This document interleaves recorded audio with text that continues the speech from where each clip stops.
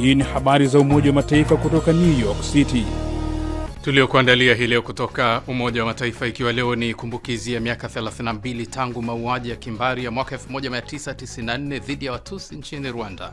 Mwakilishi wa kudumu wa Rwanda kwenye Umoja wa Mataifa Balozi Martin Ngoga azungumza. Miaka 30 baada ya mauaji ya kimbari ya Rwanda na miaka 80 baada hiyo kauli ya Never Again, bado tuna kauli za chuki, tuna mitandao ambayo inaeneza chuki, tunaona mambo kama hayo yanatokea na hakuna hatua za msingi zinazochukuliwa. Tunawezaje kusema kwamba dunia imejifunza kiasi cha kutosha? Nafikiri bado safari ni ndefu. Basi ambatana nami hadi mwisho. Ni Jumanne ya tarehe 7 mwezi Aprili mwaka 2026, siku ya kimataifa ya tafakari kuhusu mauaji ya kimbari ya mwaka 1994 dhidi ya Watusi nchini Rwanda. Mwenyeji wako leo ni mimi Arnold Kayanda kutoka hapa New York, Marekani. Kabla kukuletea mada kwa kina, kwanza na muhtasari wa habari ukiwasilishwa na Selina Cheropon. Karibu Selina. Asante Arnold. Katibu mkuu wa Umoja wa Mataifa Antonio Guterres amezisihi pande zinazohasimiana katika mgogoro wa Mashariki ya Kati kuacha kushambulia miundombinu, kwani ni kinyume cha sheria za kimataifa. Mkurugenzi wa huduma za mawasiliano wa Umoja wa Mataifa wa mjini Geneva, Uswisi, Alessandra Vellucci amewaambia waandishi wa habari kuwa We were alarmed by the rhetoric. Umoja wa Mataifa ulishtushwa na matamshi yaliyoonekana katika chapisho la mitandao ya kijamii ambayo yalitishia mashambulizi ya Marekani dhidi ya mitambo ya kuzalisha umeme, madaraja na miundombinu mingine iwapo Irani haitakubali makubaliano. Katibu mkuu amezitaka pande zote kuzingatia wajibu wao kuhusu mwenendo wa mgogoro huo. Miundombinu ya kiraia, ikiwa ni pamoja na miundombinu ya nishati, haiwezi kushambuliwa hata kama miundombinu maalum ya kiraia ingekuwa ikitumika kwa lengo la kijeshi. Umefika wakati kwa pande husika kukomesha mzozo huu. Leo ikiwa ni siku ya afya duniani, shirika la Umoja wa Mataifa la afya duniani WHO limetoa wito kwa jamii ya kimataifa kuimarisha ushirikiano na kuunga mkono sayansi kama msingi wa kuboresha afya ya binadamu. WHO imesema sayansi inapaswa kuwa msingi wa maamuzi yote ya afya katika ngazi za kitaifa na kimataifa, na kutoa wito kwa serikali, taasisi na watu binafsi kuongeza ushirikiano ili kuhakikisha sera na hatua za afya zinazingatia ushahidi wa kisayansi. Kauli mbiu ya siku hii ni pamoja kwa afya, simama na sayansi. Na hii leo dunia inakumbuka mauaji ya kimbari yaliyotokea nchini Rwanda mwaka 1994 dhidi ya Watutsi nchini Rwanda. Matukio ya kumbukizi yamefanyika kwenye ofisi za Umoja wa Mataifa huko Nairobi, Kenya, Geneva nchini Uswisi, na hapa makao makuu ya Umoja wa Mataifa kwenye ukumbi wa Baraza Kuu. Matukio yamehudhuriwa na manusura, viongozi wa Umoja wa Mataifa na Rwanda na mashirika ya kiraia, ujumbe mkuu ukiwa hatua zichukuliwe kuhakikisha mauaji ya kimbari hayatokei tena. Mwisho wa muhtasari wa habari. Asante sana Selina Cheropon kwa kutuletea muhtasari wa habari. Kutoka New York, sauti from the United Nations.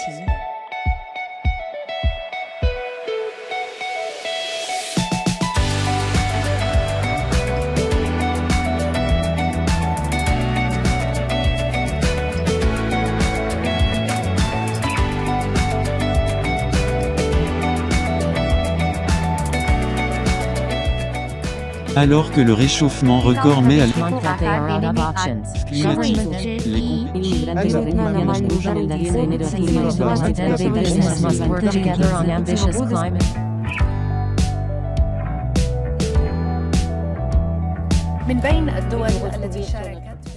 Ni habari za Umoja wa Mataifa kutoka hapa Marekani kupitia katika channel yetu ya YouTube Habari za UN, na pia katika televisheni wa shirika.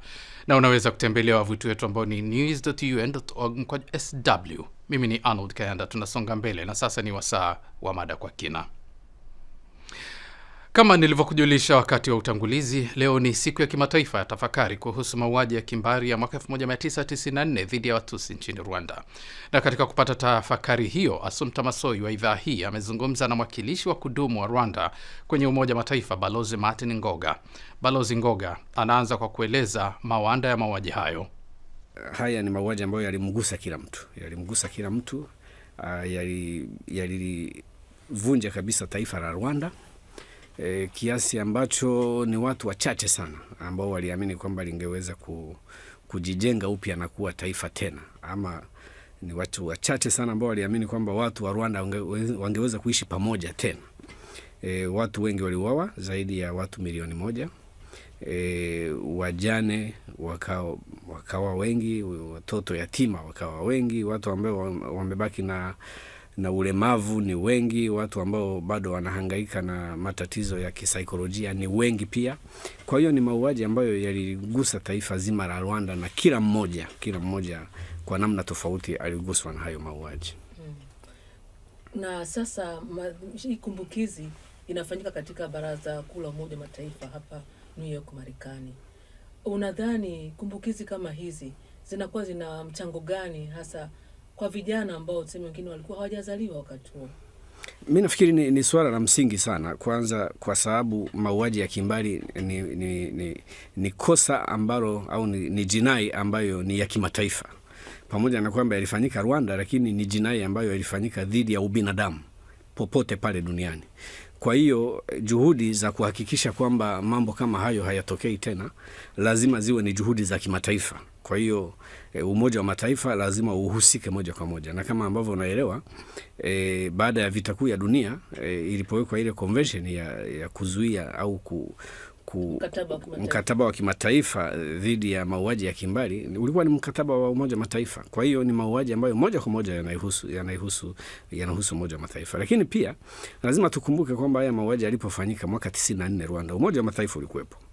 Yalikuwepo majeshi ya Umoja wa Mataifa pale ambayo yakaamua kuondoka na kuwaacha watu wakauawa. Lakini pia kulikuwa na viongozi wa Umoja wa Mataifa wakati huo ambao walikuwa wanapata taarifa za wakati kabisa kwamba ipo mipango ya maandalizi ya kufanya mauaji ya kimbari, na hizo taarifa zilipuuzwa.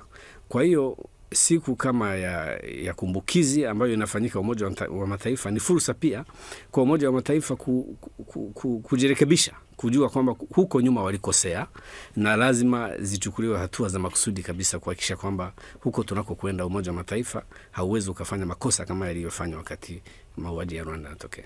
Na mwanzoni hapo umesema vile ambavyo kwamba kilichotokea watu hata wakudhani kwamba Rwanda ingesimama tena. Unadhani somo gani muhimu kutoka uzoefu wa Rwanda linaweza kusaidia juhudi za kujenga amani katika jamii nyingine zilizoko au ambazo zimetoka kwenye migogoro au ambazo zingine bado hazioni kama kuna viashiria kwenye jamii zao, vitu kama hivyo? Kweli ni swali gumu kidogo, lakini mimi naamini kwamba somo kubwa zaidi ni uongozi wa kisiasa. Uongozi wa kisiasa ndio unaweza ukaamua ukaivunja jamii. Mauaji ya kimbari yanaandaliwa na wanasiasa, yanaandaliwa na umoja wa kisiasa.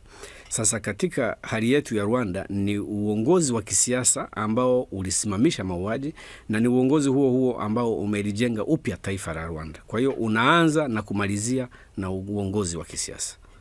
Na turejee kwenye ile uwajibikaji wa kimataifa. Umezungumzia ule mkataba wa kimataifa wa kuzuia mauaji ya kimbari. Na katika ujumbe wake na yenyewe tena katibu mkuu anasema kwamba anaona kama vile nchi zina sita kuridhia ule mkataba. Kwa kweli ni hali inatia wasiwasi sana. Kuna hilo tatizo ambalo ameliongelea katibu mkuu kwamba kuna nchi nyingi hazijaridhia huo mkataba. Lakini pia hata zile ambazo zimeridhia haziutekelezi jinsi unavyotakiwa. Na yapo mambo mengi sana yanafanyika ambayo unaona kwamba kama dunia ingekuwa inajifunza, baadhi ya mambo yanayoendelea sasa hivi yasingekuwa yanaendelea. Kwa hiyo ni hali ya wasiwasi, labda ni hali ya kujitafakari upya sisi kama jumuiya ya kimataifa, na hapa tulipo Umoja wa Mataifa, tujiangalie upya, tujisahihishe, kwa sababu tulikosea huko nyuma na tunaendelea kukosea. Na huu mkataba wa Umoja wa Mataifa dhidi ya mauaji ya kimbari uliwekwa baada ya vita kuu ya dunia, na hii siku ambayo tunaadhimisha kesho iliwekwa baada ya mauaji yaliyotokea Rwanda. Sasa ni mara ngapi tutakosea na ni mara ngapi tutaendelea kukosea? Nafikiri wakati umefika sasa tujitathmini. Na tuangalie masuala ya sasa hivi. Kuna teknolojia ya habari na mawasiliano inakwenda kwa kasi kubwa sana, ambapo unakuta zingine kauli za chuki kupitia mitandao ya kijamii inapita. Unaweza ukaangalia, wengine wanatumia hivyo kwa mfano kukanusha mambo yaliyotokea, kwamba labda hiki kikutokea. Unawaambiaje watu? Kwanza kukanusha ni hatua mojawapo ya maandalizi ya kufanya mauaji mengine. Watu ambao wamesoma au wametafiti mauaji ya kimbali jinsi ambavyo huwa yanaandaliwa na kutekelezwa, wanasema kwamba hatua ya mwisho ya maandalizi huwa ni kuandaa utaratibu wa kukanusha kwamba mauaji yakishafanyika, baadaye wale ambao waliyatekeleza waweze kukanusha kwamba yakutokea au wayatafutie visingizio mbalimbali. Kwa hiyo ni kweli hilo tatizo ni kubwa sasa hivi linajitokeza na sana sana katika nchi za Ulaya, ambapo wengi wanaokanusha mauaji au kuyatafutia sababu za kupunguza uzito wake wako huko kwa visingizio vya uhuru wa maoni na mambo kama hayo. Unaona kweli nchi wanachama zinachukua hatua au nini kifanyike ili kweli hiyo katu tena iwe kivitendo? Kusema kweli, sisi tunaona kama hatua hazitoshi. Tunaona hatua hazitoshi kwa sababu kuna mambo yanatokea ambayo ni viashiria vya kwamba hakuna utayari wa kuzuia mauaji makubwa kama yale, kama ambavyo tunatakiwa kuwa nao. Tumeongelea mambo ya kukana kwamba mauaji ya kutokea. Tunaongelea mambo ya kauli za chuki, hate speech, ambayo yanaenea kwa kasi kubwa sana, na hatuoni hatua za maana zikichukuliwa kuhakikisha kwamba hayo mambo hayatokei. Kwa hiyo inaonyesha kwamba spidi ya kujifunza kwa upande wa dunia na jumuiya ya kimataifa ni ndogo sana kwa kweli. Nafikiri ile kauli ya kwamba isitokee tena, never again, haijatekelezwa kivitendo kama ambavyo inatakiwa kutekelezwa. Na lazima pia tukumbuke kwamba mauaji ya kimbali ya Rwanda yalitokea miaka 50 baada hiyo kauli ya never again. Sasa kama miaka 30 baada ya mauaji ya kimbali ya Rwanda na miaka 80 baada hiyo kauli ya never again, bado tuna kauli za chuki, tuna mitandao ambayo inaeneza chuki, tunaona mambo kama hayo yanatokea na hakuna hatua za msingi zinazochukuliwa. Tunawezaje kusema kwamba dunia imejifunza kiasi cha kutosha? Nafikiri bado safari ni ndefu. Na neno lako la mwisho? Tunawashukuru wote ambao tumekuwa nao katika hii safari ya ujenzi wa taifa baada ya mauaji miaka hii 32, na Rwanda ilipofika sasa hivi. Wapo wengi sana katika jumuiya ya kimataifa ambao wametuunga mkono, tunawashukuru sana. Lakini zaidi wananchi wetu wa Rwanda na ambao wameelewa umuhimu wa kwamba nchi yetu ni moja, lazima tuijenge upya, lazima tuikumbuke historia, lakini pia tusiruhusu kwamba historia itushike mateka ili tusiweze kwenda mbele. Asante sana Mheshimiwa Balozi. Asante sana. Asante sana Assumpta Massoi na Balozi Ngoga kwa tafakari hiyo. Nami kufikia hapo na kunja jamvi leo, lakini tukutane tena Alhamis kwa jarida lingine la video, na kwa upande wa kipindi cha radio ni kila siku. Kwa hivyo kesho Jumatano utapata habari za Umoja Mataifa. Hata hivyo kwa sasa unaweza kutazama habari na video nyingine kwenye channel yetu ya YouTube Habari za UN, na katika ukurasa wetu wa X jina hilo Habari za UN. Kumbuka pia kupakua app yetu ya Habari za UN katika Play Store na App Store. Kwa niaba ya wote walioshiriki kukuletea jarida hili, mimi ni Arnold Kayanda na kutakia amani na kwaheri kutoka New York, Marekani.